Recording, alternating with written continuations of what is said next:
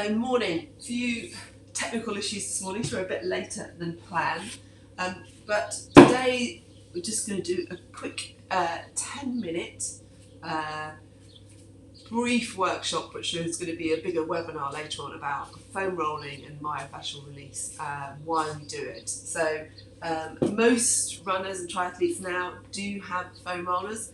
Lots of people still don't, or you have one and you don't use it or don't know what to do with it. So the whole point of a foam roller is, if you imagine if you've ever cooked chicken and you've seen the skin around a chicken breast, then that wraps our entire muscles as well, and our bodies as well. So if you're not drinking enough water, if you've got injury, if you're restricted in your movements, it all kind of gets stuck. The fascia gets stuck to the muscles, and that ability of making the fascia move smoothly over that muscle sheath helps improve your movement patterns and makes running or triathlon, any of that, feel easier. You might not actually physically feel easier, but it's better for your body's mobility. Also, foam rolling gets more blood to the muscles, so it can also be used as a really good warm-up routine as well before you go out running. So, and obviously the obvious one is if you foam roll regularly, it can help kind of pinpoint any tight muscles. So it's a bit like poor man's massage. Rather than paying 30, 35 quid, 40 quid for a massage every week, if you're going to use a foam roller, you're going to help cut down the costs of having to have massage, keep on top of your injury prevention. So I'm just going to show you your calf, because lots of people have calf issues, tight calf muscles. So you want to ideally have one leg on top of the other. But if that's too much, you can just have one leg, and you roll down the outside of that shin. Most people just roll down this bit and they don't get high enough. So you want to roll down the outside of that. Just keep my leg up. Outside of that leg.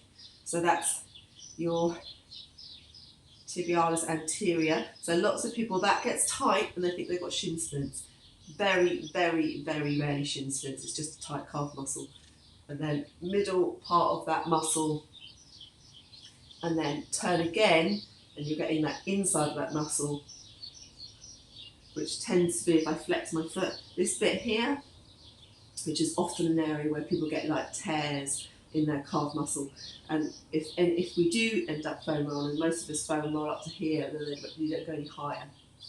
So you really need to get into that muscle there. You can rotate your foot as you do it. That helps. You can see, move my leg, so you're working through that whole of the fascia, wrapping that calf muscle and through the calf muscle. And I'll show you another one for that side of your calf here. So lots of people, as I say, think they've got shin splints. I don't think I've ever come across anyone in 10, 12 years of coaching for whom the pain they have is shin splints. It's always calf. So you go sideways on, so not straight on, because that's right on your shin bone, feels absolutely horrible. Sideways on here, and you just roll through that all the way. You might get like a little tingle. You never go over a joint, but you do go right up to it. All the way up, side of the calf. So they're your calf muscles.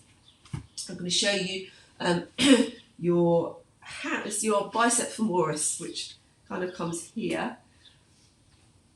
And so you'll sit on top of the roller and then turn your leg out to the outside palm. That's your bicep femoris. So it kind of slightly, best way of describing it is it feeds your ITB. It doesn't feed your ITB, but if you think of it that way, then foam rolling that part of your leg can help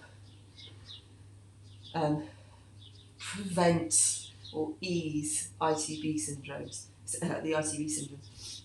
So again, just to the crease at the top and just before that knee. That other one, I'm going through it quite fast here because we're going to do a much bigger webinar on this.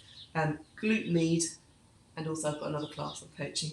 So glute med, sideways on, into that glute. There's quite a few of you watching, so if any of you got any questions, then ask, and I can see it come up in the comments. So sideways on, you can pop one foot on top of the other, and then roll into the side of that glute. And almost come down. It's really nice. Again, just to the crease, and then all the way up to the top of that hip bone to help ease those glutes off. I quite like doing it even like halfway through the day, just to kind of wake up the muscles that you've been sitting on all day. Now, upper back, thoracic. This is a really good stretch for everyone. If you sit at a desk a lot, swimmers, tight shoulders, mums carrying babies all the time, we get tight through the chest. So you want to put it equivalent to no lower than your bra strap if you're a guy, wherever you put your heart rate monitor. Get the foam roller here. Just pop your head in your hands and let your head fall back. So it's quite a heavy weight to your head.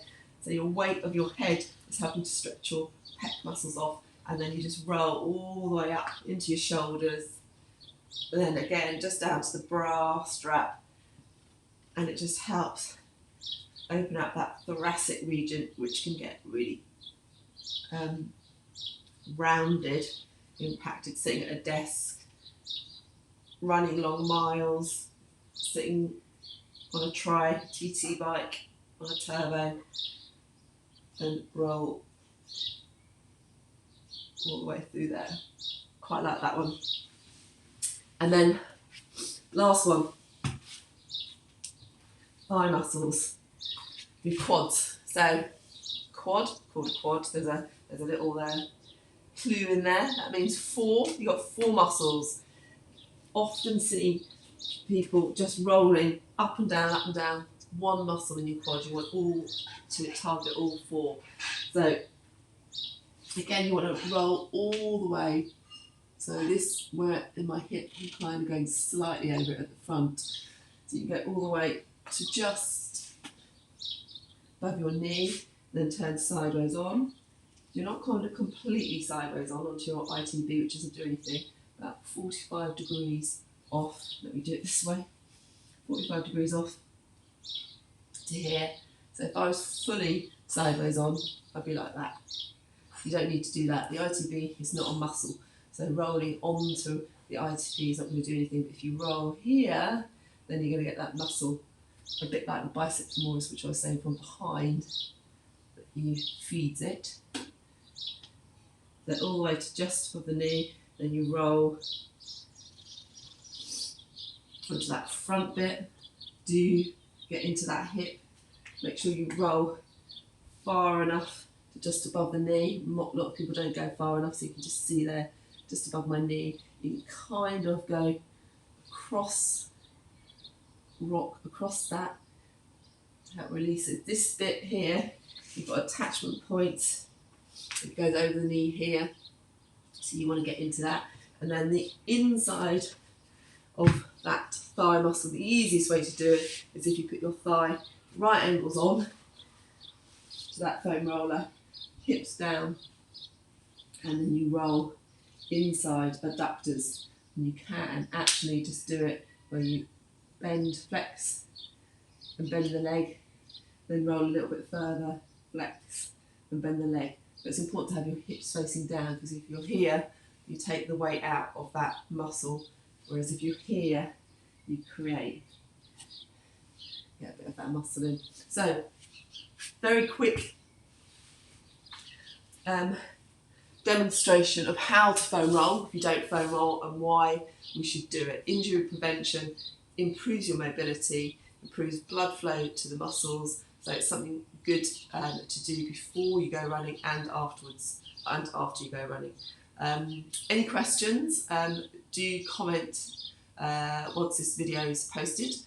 We'll also put it on our YouTube channel, so you can go and watch it there, and look out on our newsletter for our longer webinar about foam rolling, what it can do for you and how it can improve your performance and help you prevent injury. So, hope that's been useful for some of you.